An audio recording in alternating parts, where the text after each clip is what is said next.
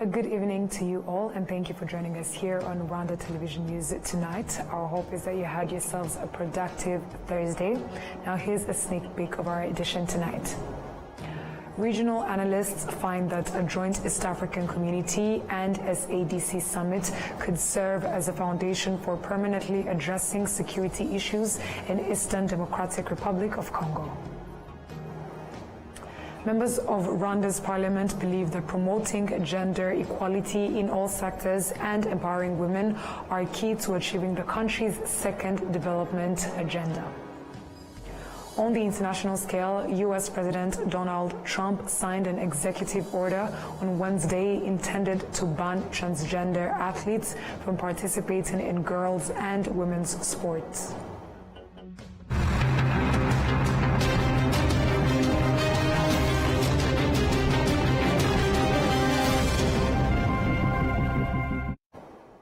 Once again, thank you for joining us here on Rwanda Television News for our English news edition tonight. Coming to you straight from the heart of Africa, Kigali. And I, bringing you the news tonight, is Martina Abera. Let us start off by informing you that on Thursday afternoon at Urugwiro village, President Paul Kagame received Nasser Bourita, the Minister of Foreign Affairs of Morocco, who brought a message from His Majesty King Mohammed VI of Morocco. Their discussion focused on ways to further enhance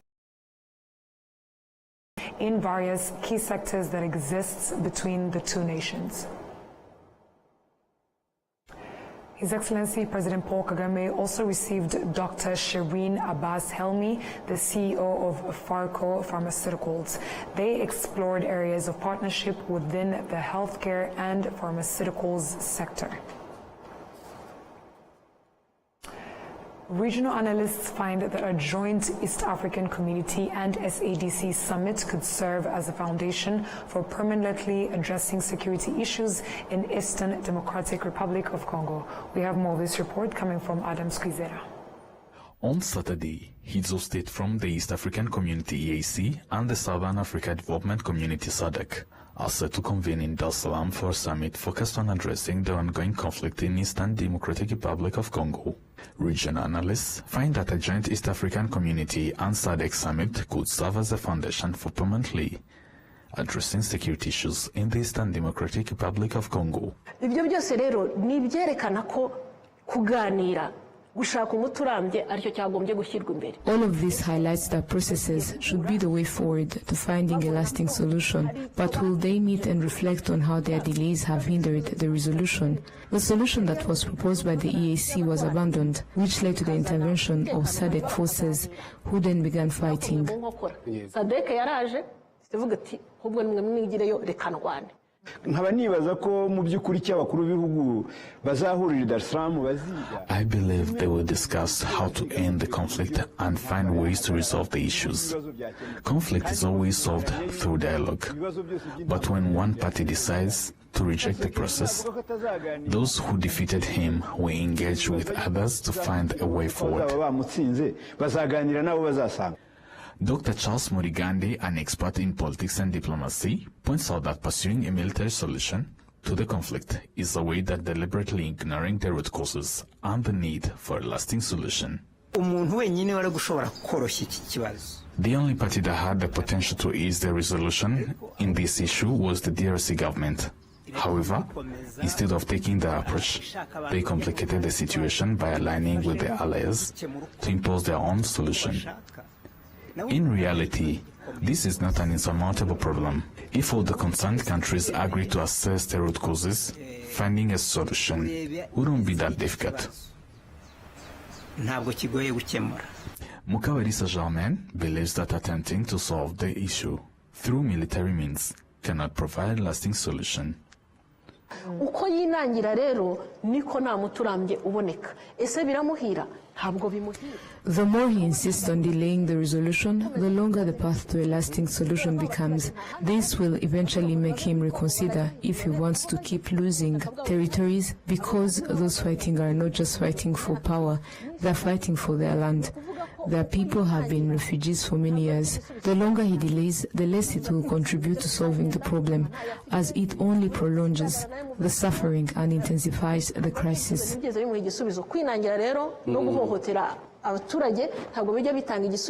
Dr. Ismail Buchanan finds that South Africa should focus on understanding the root causes of the conflict rather than getting entangled in the war, especially as Malawi has announced the withdrawal of its troops from SADC mission in DRC, while South Africa remains aligned with the FARDC and the genocidal militia FDLR in the fight against the M23 rebels. Let's appreciate the East African community for calling the joint summit with SADC. I believe that when they dive deep into the root causes and show South Africa the seriousness of the issue, the problem will be solved by understanding that there is no other way to solve these issues other than through proper processes. South Africa will reflect on that fact, that these issues must be solved by Africans, and that too must be based on the truth. Rwanda has consistently emphasized that the only viable solution to the security issue in DRC lies in dialogue between the concerned parties. President Paul Kagame of Rwanda, Felix Antoine Tshisekedi of DRC, Yoweri Kaguta Museveni of Uganda, Samia Suluhu Hassan of Tanzania, and Cyril Ramaphosa of South Africa have confirmed their participation in this extraordinary summit in Dar es Salaam. Adam Squizera, RwandaTV News. Thank you, Adams, for that report. Members of Rwanda's parliament believe that promoting gender equality in all sectors and empowering women are key to achieving the country's second development agenda, NST2. They highlighted this during the launch of a two-day training on gender and national strategy of transformation plan. And our Gladys has more. Members of Parliament in the training emphasized the importance of gender mainstreaming in all matters and ensuring that development programs are implemented with this focus. This is a time to examine the obstacles hindering gender equality between women and men in general. However, we also take measures to address this issue continuously, with the aim of empowering and advancing women. Nigute u Rwanda rugabanya ubwo busumbanye hagati y'abagore n'abagabo. In integrating the principle of gender equality across all sectors, it is necessary to address the challenges and issues between men and women. This requires conducting assessments aimed at closing the gaps that have been identified in gender equality, as well as addressing specific issues between men and women and between women and girls. Diana Ofwona, the Regional Director of the United Nations Entity of Gender Equality and Empowerment of Women, has represented an overview of conventions and the efforts of legislators to promote gender in Rwanda for the past years. So in terms of progression, women came from a situation, and why I say women, why I'm insisting on women before we come to the idea of gender equality, is because those who were facing discrimination from the beginning were actually women who had no vote, no right to vote. If they were, they couldn't serve in the army, they couldn't even be in certain social places, they were relegated to the back office. And there were a lot of things that they missed out on in society. The UN Women Program Management Specialist Tikikele Tadele Alemu commended Rwanda's efforts in advancing women's development over the past 20 years and the collaboration between the two sides. The government of Rwanda, I must say, is well placed to champion the adoption of the convention, drawing on its strong commitment to ending all forms of violence against women, its notable legislative achievements, and its successful multi-sectoral response models. Rwanda's efforts should be shared as an inspiring example for the effective implementation of the Convention across Africa. providing a proven framework that can drive real change and progress in the fight against all forms of gender-based violence. Currently, Rwanda is ranked first in the world in promoting gender equality and development in parliament, with women representing 63.65% in the Chamber of Deputies. Enora Gladys, RwandaTV News. Rwanda Interfaith Council held a meeting to deliberate on some of the issues concerning faith-based associations and their day-to-day operations. William Evans Mutabazi has more. In a meeting that lasted more than 5 hours, different leaders representing different religious factions deliberated on a range of issues, including but not limited to some of the highlights. We talk about the false teachings that are being in different teachers, preachers, as church leaders.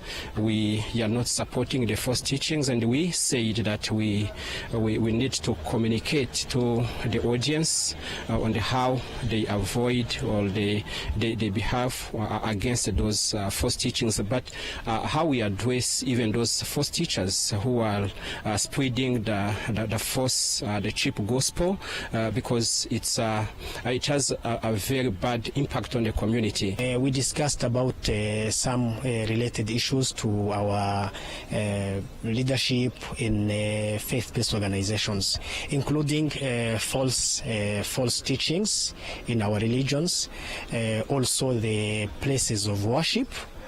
For instance, we touched on some issues related to the places of worship. It is within the government responsibilities to ensure all citizens are worshipping but in better places, which do not put their life and safety at risk.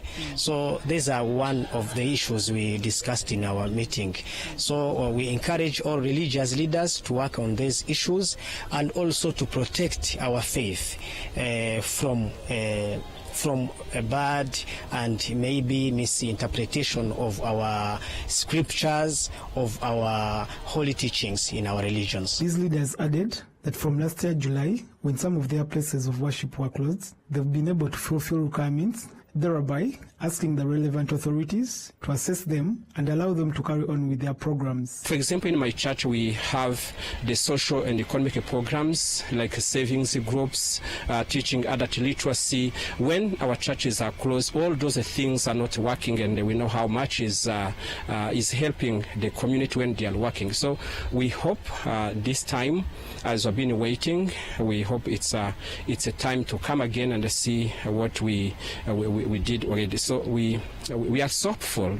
We request from relevant authorities to reopen those mosques and churches which already fulfilled the requirements. For instance, from our Muslim community, we have now fulfilled the requirements for 74 mosques.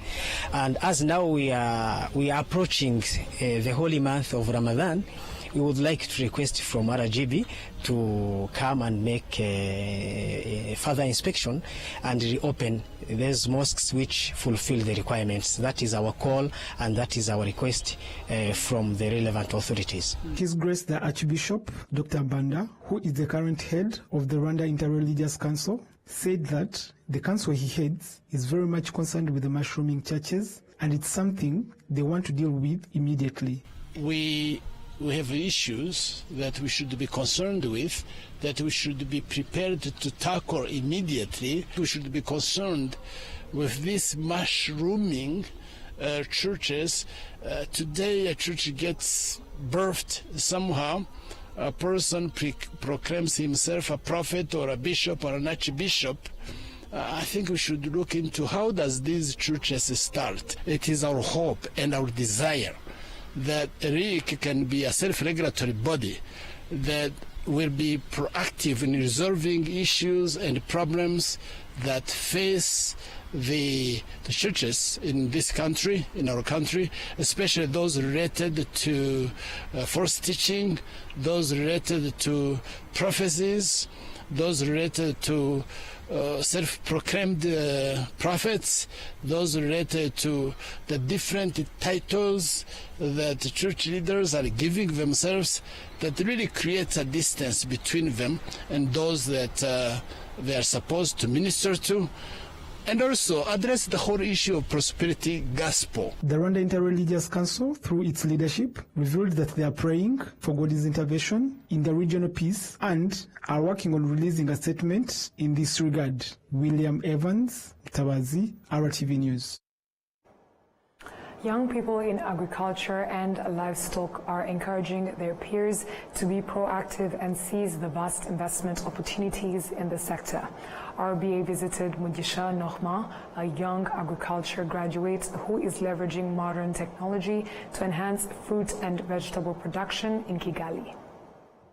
After earning his master's degree abroad, including a specialization in agriculture, Norman Mugisha ventured into the fruit and vegetable business in 2020 after recognizing a promising investment opportunity. His success has been driven by long hours of dedication, collaboration with farmers nationwide, and the adoption of technological innovations. Mugisha's project currently provides full-time employment to approximately 50 workers and with around 10,000 farmers. The idea of Afro Farmers Market came after when I studied abroad and finished my undergraduate and masters. I felt like I needed to come back and give back and sort of some of the challenges not only the Rwanda is facing but as well as the continent is facing. Most specifically smallholder farmers. So the idea came in how do we really leverage on technology to help smallholder farmers access stable market for their produce. Most of these farmers live in rural areas where they don't have stable access to market for their produce, and yet their produce is the main source of economic income for them. So the idea was how do we help the farmers sell their produce at the farm so that the consumer can access that produce at the doorsteps. So the challenge was, the problem we're solving is lack of access, where most of these farmers don't have access to market. They lose more than 40% due to post-harvest losses. So the idea was really how do we help the farmer sell 100% of the produce so that we can overcome poverty and also contributing to food security across Rwanda and also across the continent. As the market expanded, so did his business, leading to the opening of 4 branches across Kigali. He emphasizes that many opportunities in agriculture and livestock remain untapped by the youth. Sessions work 24 hours. The reason being is that we want to bring convenience so that everyone, anytime you need this fresh produce from the farmers, it is easy. And for us, it makes sense because we source the produce from farmers across the country, so they come at different times and different hours, so it's much easier for us to work 24/7. But there are people like going those who like foreigners or like tourists who come visit the country and they want to go back and they want to take maybe an egg from Rwanda, so they maybe some of the fresh produce like maybe from Rwanda, and they want to take it with them. So anytime they can pass, those working at the airport, going back home, they want to shop something, so it's much easier for us to work even 24/7 to bring that convenience. Taking part in various competitions that support youth-led projects has been instrumental in his growth, particularly the Ayute Africa Challenge Rwanda.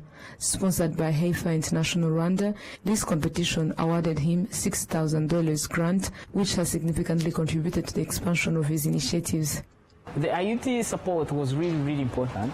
First of all, in accessing the investment that we needed. From that investment, we were able to open a new branch, able to increase our employees, even increase the number of the farmers that we were working with. So it was very important. But not only that, but as well as also the guidance, the coaching sessions to refine our business ideas, to take the company to the next level. And also it opened even other opportunities, doors for opportunities for investment, where we open also for the IUT challenge across the Africa, and we're among the top five.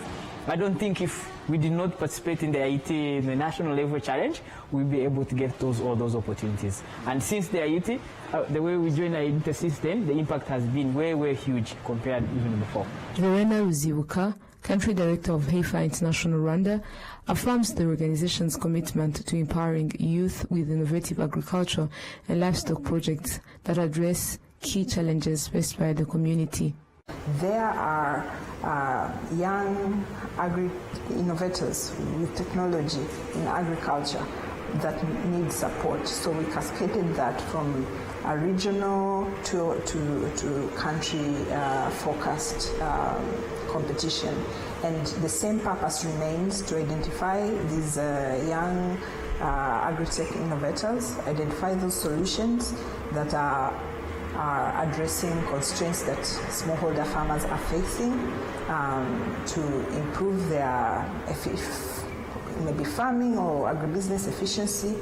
Young entrepreneurs in agriculture and livestock are invited to apply for the Ayuta Challenge Rwanda, with the application window open from January 23rd until February 20th. This competition offers a total prize of 50 million Rwandan francs, which will be shared among the top 3 winners.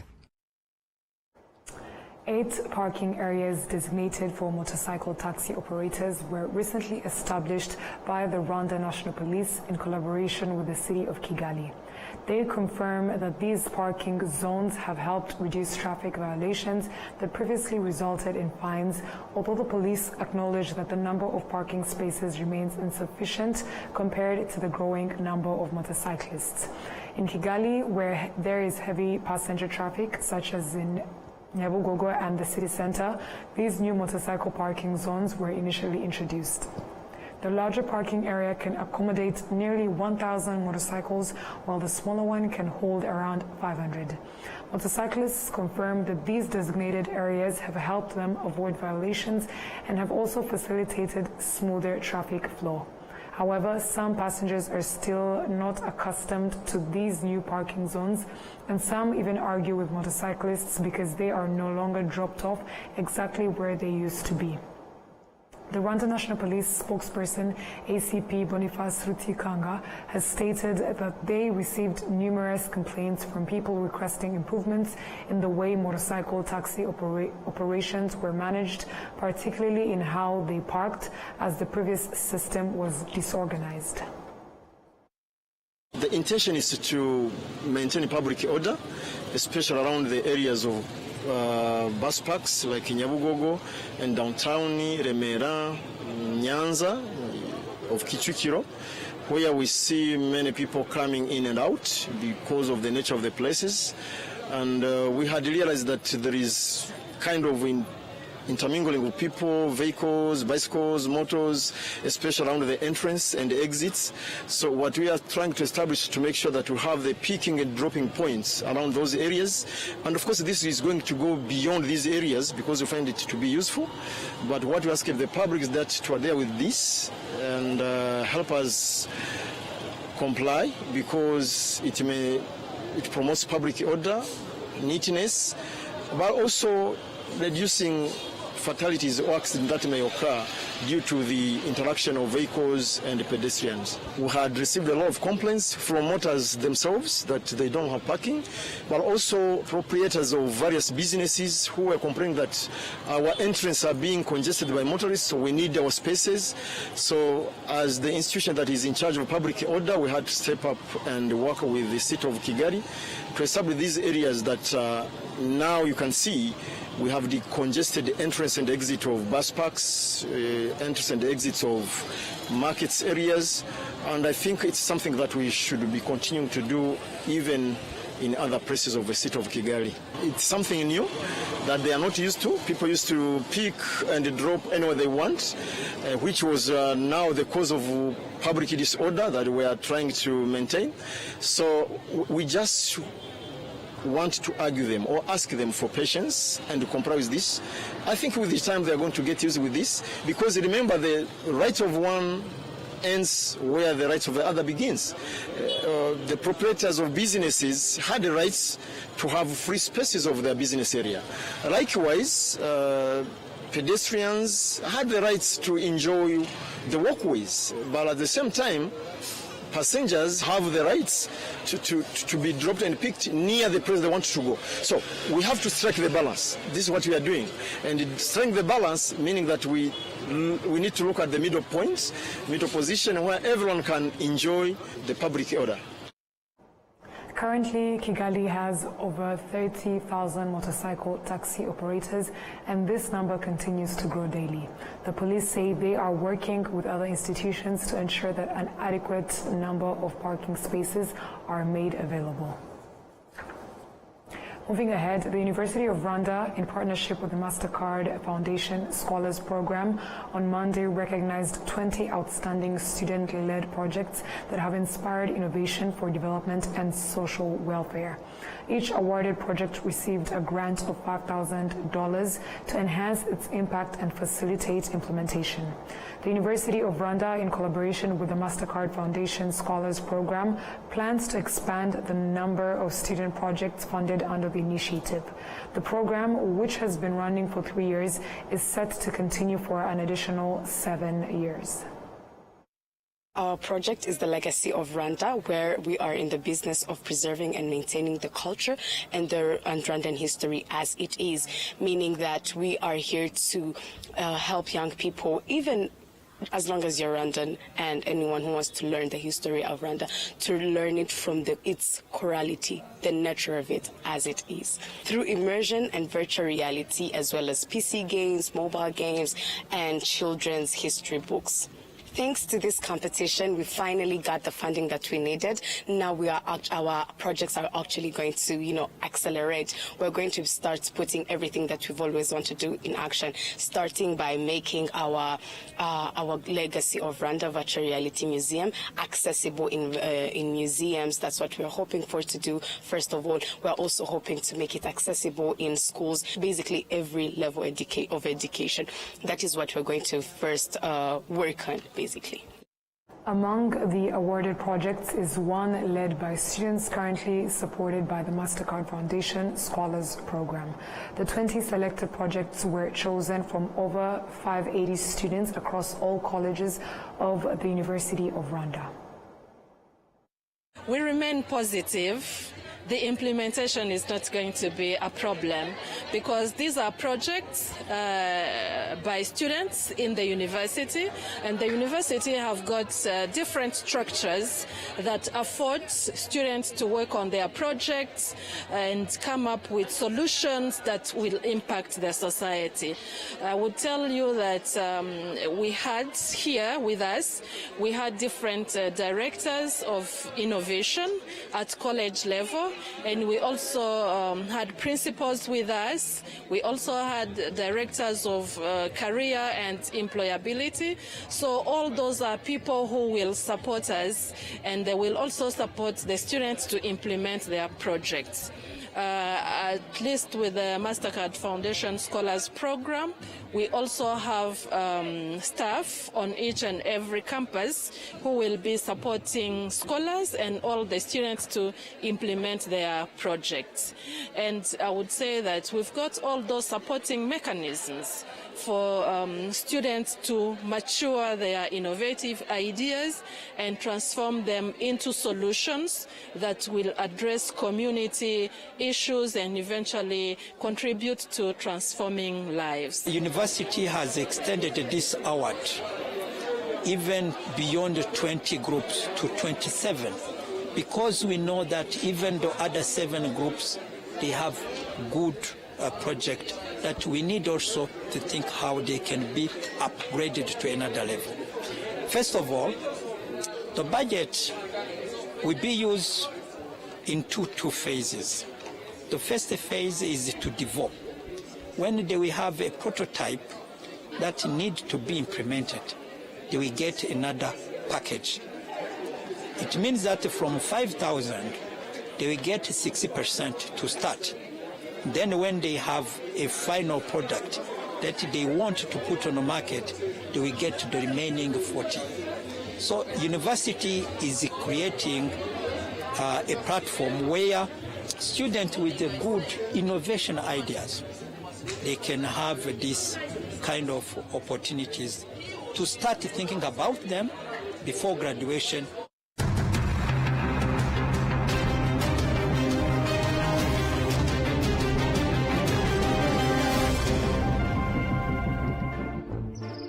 Alors, waramutse shiri wanjye.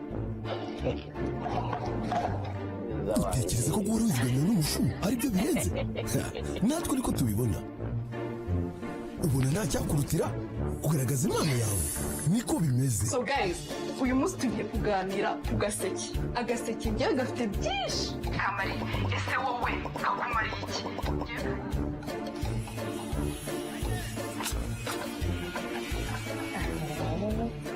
Manudi. Halo Manudi, ni ibiki uri kunkura mu kazi? Hero mabusha, byahiye kandi noneho bimeze neza cyane. Umva ukuntu biri no guhumura. Ako Manudi, urumva nakumva ko ibiryo bihumura koko? Ubona nta cyakurutira umwuga wawe. Erega natwe niko tubibona dushyigikiye buri kimwe agaciro mu buzima bwawe na irekure nshya buri wese arahishiwe wikwisondeka kandi akanyenyeri 140 urwego uhitemo agaseke kawe ka packs zo guhamagara cyangwa akanyenyeri 345 urwego uhitemo bando za internet uryoherwe n'umuvuduko wa 4G.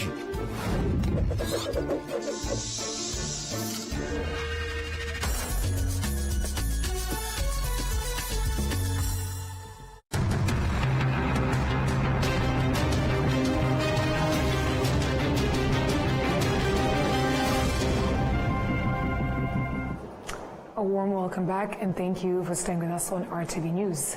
To other matters elsewhere, U.S. President Donald Trump signed an executive order on Wednesday intended to ban transgender athletes from participating in girls' and women's sports. This and other news from the American continent courtesy of VOA in the following quick 1-minute roundup. In a few moments, I'll sign a historic executive order to ban men from competing in women's sports. It's about time.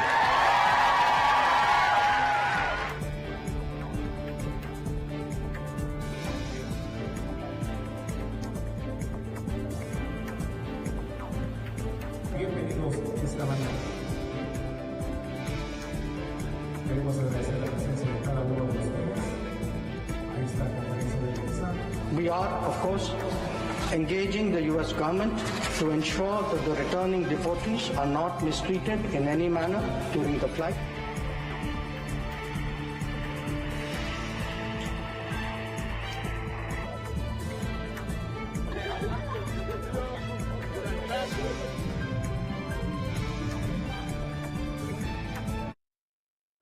And that VOA story marks the end of our bulletin. Before we close off, let's have a recap of our headlines.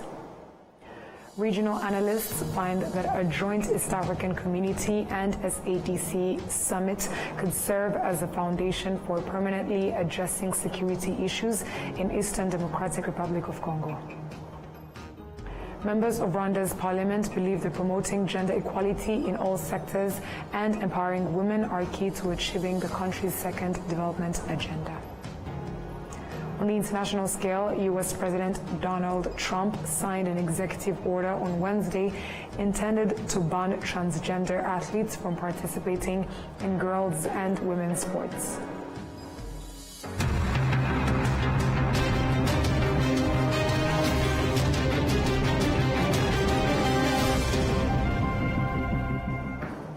And on that note, we have come to the end of our English news edition. On behalf of the news production team as well as the technical team, thank you for sticking with us on RTV News. My name is Martina Avera. Stay safe and have a good night.